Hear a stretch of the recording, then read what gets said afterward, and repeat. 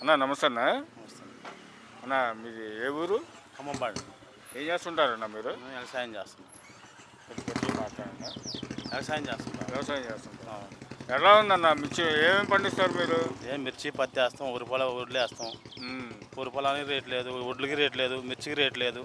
అదేంటన్న చంద్రబాబు నాయుడు గారు మిర్చికి నేను మద్దతు ధర ఇచ్చాను, మిర్చి రైతులందరూ మంచిగా ఉన్నారు, అంతా ఆనందంగా ఉన్నారని చెప్పి చంద్రబాబు నాయుడు గారు చెబుతుండగా ఒక రైతు ఆనందంగా ఉందని చూపిమనండి.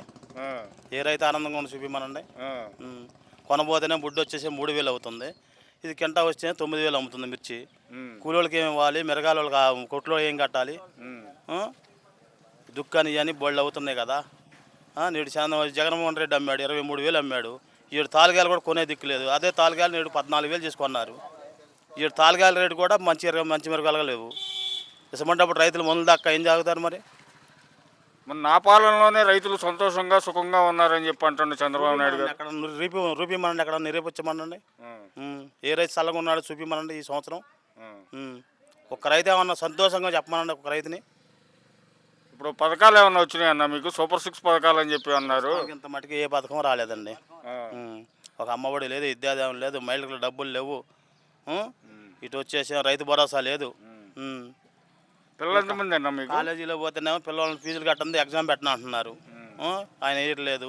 వీళ్ళు ఆ కూలీ చేసి అదేమంటేనే మీ తల్లి ఖాతాలో పడితే డబ్బులు మీరే తీసేసుకోండి, ఆ డబ్బులు మాకు అవసరం లేదు, ముందు మాకు ఫీజు కడితేనే మేము ఎగ్జామ్ పెడతామని చెప్పేసి కాలేజీ వాళ్ళు అంటున్నారు.